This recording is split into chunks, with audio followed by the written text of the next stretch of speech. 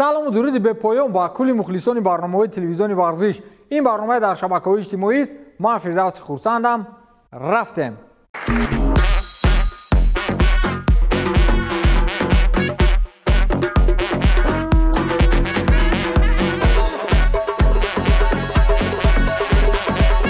هواداران بازی‌های بردناک توجه نمایید. در فضای بازی‌های بردناک تاجیکستان باری نخست لاتای ملی بهرشمیانی عزیز یک بازی کاری کلان بازی جان را تقدیم نماید.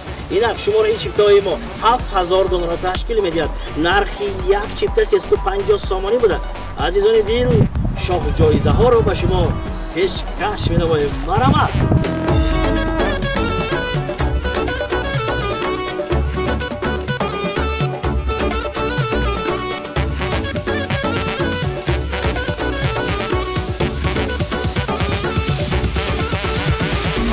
مشتریان گرامی هواداران بازی بردناک لاتای ملی حواستان آمد. من میدونم حواستان آمد و البته شما تیارید که چیپتای ما را خرید کنید. پس من به شما گفتنی هستم شاه جایزه های ما حالا با آخر نشسته است. دوستان یک خانه دو حجرگی از شهر خوجند با تمام جهازش وای هم شاه جایزه است.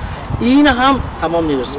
من ادامه میدم. یعنی که مبلغ های پولی کنورت های پولی یک دونه 50000 سومانه، دو دونه 30000 سومانه، سه دونه 20000 سومانه، 5 دونه 10000 سومانه، 5 دونه 5000 سومانه، 10 دونه 3000 سومانه، 20 دونه 2000 سومانه، 30 دونه 1.5 و 30 دونه 1000 سومانه شما را انتظار است. لاتای ملی بخت همراه شما.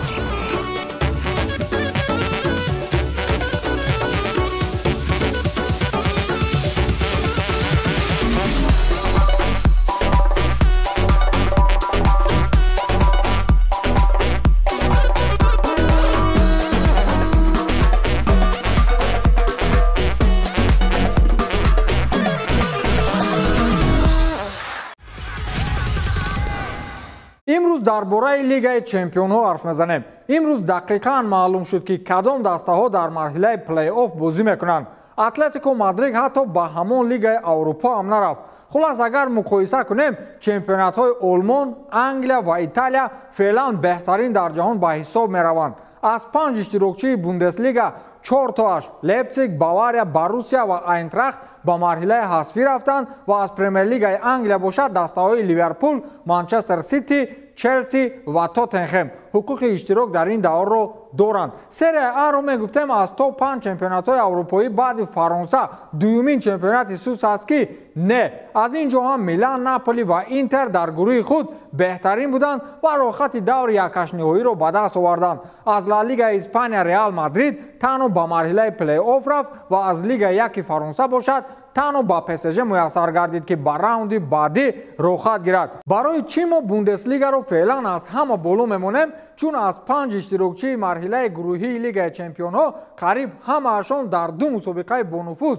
هم لیگ چمپیون‌ها و هم در لیگ اروپا اشتراک خود را ادامه میدهند. بایر هرچند از گروه خود برآمدن نتوانست ولی با اشغال موقع سوم به لیگ اروپا رفت. از فرانسه تنها PSG و مارسل بودند، اما دسته دوم حتی موقع سوم را هم نتوانست کسب کند و با اشغال مقام چهارم حتی حق اشتراک در لیگ اروپا را هم از دست داد. از اسپانیا هم میان 4 اشتراکچی ریال در مسابقه باقی ماند. بارسلونا و سویلا به لیگ اروپا رفتند و اتلتیکو باشد رقابت‌های خود را در لالیگا ادامه می‌دهد. همین آلوارو ماراتا در کدام دسته نباشد ناکامی و به شکست دچار شوی همون دسته رو پیگیر می‌شود. در چلسی هم همین خیل بود. یوونتوس هم این چیز رو فهمید و اینک اتلتیکو با او مشقت می‌کشد، پای و قدم ندارد.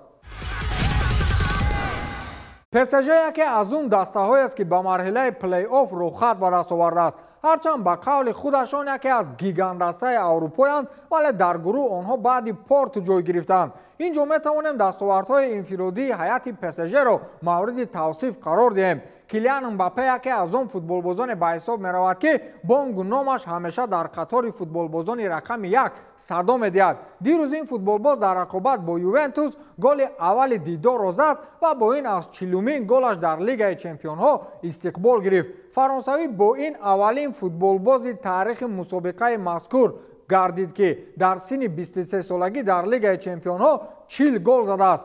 قبلا رکوردسمن در این امور همدسته امباپه لیونل مسی به حساب می‌رفت که او در 24 سالگی با پیراهن بارسلونا در مسابقه لیگ چمپیون‌ها 40 گل زده بود. دلیل عجیب دیگر هم هست که کیلیان امباپه گل 40 خود را روز 2 نوامبر زد و مسی در روز 1 نوامبر سال 2011. تفاوت همگی 1 روز و 11 سال است. یک چیز دیگر را به نظر گیرید که حالا این آخری کار نیست. با این دسته که امباپه بازی دارد فقط امکان است که در مرحله گروهی گل زنی مرحله های بالایی صاحبان خود را دارند. کارلو آنچلوتی شف یگانه لیگ چمپیون‌ها از حساب شماره غلبه در بازی‌های مسابقه مذکور. رئال مادرید به محبت فعلا یکی از مدعیان اساسی مسابقه به حساب می‌رود و این را می‌توانم مختصراً با 2 جمله مورد تحلیل قرار دهم. لیورپول در حال تنزل است. PSG تاریخ خوب ندارد. چلسی در پرمیر لیگ انگلیا با بازی‌های آخر خود همه را حیران می‌سازد. خلاص از همه دسته‌هایی که در مرحله پلی آف هستند تنها منچستر سیتی و باواریا در سطح خیلی عالی‌اند که به نظر من رئال از عهده شکست دادن آنها می‌براید. برمیگردیم به آنچلوتی. دیروز سرمربی ایتالیایی 102مین غلبه خود را در تاریخ لیگ چمپیون‌ها به دست آورد و با این توانست با رکوردسمن روی خط مذکور سر الکس فرگوسون برابر شود.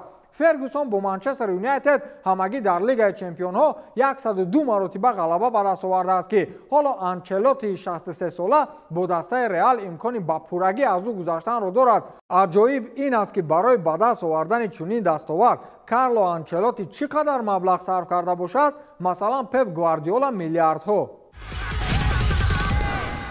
دوستان عزیز، بازی دسته‌های لیورپول و ناپولی در راوند آخرین مرحله گروهی لیگ چمپیون‌ها را رستنبک قاسم گفتنی یک برادر تاجیک در داخل میدان انفیلد ثبت کرده است و بسیار نوار عجایب هم برآمده است. اونجا از مغازه و کافه‌های اطراف میدان انفیلد طریق نوار معلومات می‌دهد. آب و هوا، حشمت میدان، آمدن فوتبالبازان لیورپول و ناپولی با اتوبوس و چند چیزهای دیگر که ندیده بودیم با کانال تاجیک ولاگ در آمده نوار را تماشا کنید. من سیلکه ویدیو مذکور را در جای کامنتار میمونم. در آمده تماشا کنید و ابونه یا خود پادپیساچیا شوید. این گیرنده توپ طلایی همه را شرمنده کرد که بنزما در مرحله گروهی لیگ چمپیون‌ها حتی یک دانه گل نزد. اینجا نمیتوانیم مصیب داشتن فوتبالباز را بهانه پیش بیاریم، چون او در 4 بازی‌های دسته در مرحله گروهی اشتراک داشت و حتی در بازی آخر مقابل سلتی که بچه‌های رئال هر کس چی خیلی معقول بود گل زد، بنزما باز گل زدن نتوانست. بی‌ضبطی کارم در همین است که بنزما در تاریخ فعالیتش در رئال اولین موسم است که مرحله گروهی لیگ چمپیون‌ها را بدون زدن گل پشت سر می‌نماید. تا این دم فوتبالباز در 17 سال اشتراک پیامش در مسابقه کم در مرحله گروهی با زدن 1 گل دست یافته بود. خیلی دنیا همین است. وقتی کلی مقصدهای در پیش ایستاده عملی می شود دیگر برای چی و کی کار میکنی؟ فورد گل میزند نه فورد نه. مهم توپ طلایی بود گرفت. برگشت یک دسته خوش‌سلیقه دیگر بر لیگ چمپیون‌ها مخلصانش را خیلی شاد و مسرور کرد. میلان مقتدر یکی از سرجایزه‌ترین باشگاه‌های اروپایی به حساب می‌رود و آن همین دسته 9 سال اخیر در مرحله پلی آف لیگ چمپیون‌ها بازی نمی‌کرد. شاگردان استفانو پیولی با اشغال موقع دوم گروهی خود به مرحله 1/8 نهایی لیگ چمپیون‌ها رخصت گرفتند و آخرین بار دسته مذکور موسم 2013-2014 در این مرحله مسابقه اشتراک کرده بودند و در بازی مقابل اتلتیکو مادرید 1 مرتبه 1-0 و در بازی جوابی 4-1 شکست خورده همینطور از مسابقه کنار رفتند. بعد این دیگر میلان حتی در مسابقه لیگ چمپیون‌ها اشتراک نمی‌کرد و تنها سال گذشته در مرحله گروهی بازی کرده بود که از گروهش برآمده نتوانست. فوتبالباز دسته مذکور الیویه ژیرو از روی نظام گل جمع پس 4 خال گرفت. 2 گل و 2 پاس گل‌آور با آمار خود ضم کرد که با این از زمان آغاز کردن تشکیلات اپتا اسپورتس آمارهای ورزشی را ژیرو رکورد تاریخی گذاشت. او یگانه فوتبالباز در مسابقه مذکور گردید که در 36 سالگی و 33 روزگی 2 گل و 2 پاس گل‌آور به دست می‌آورد. تا این دم به کس میسر نگردیده است که در چنین سن و سال در یک بازی چنین آمار داشته باشد. با همین تمام تا دیدار نوبتی خیر.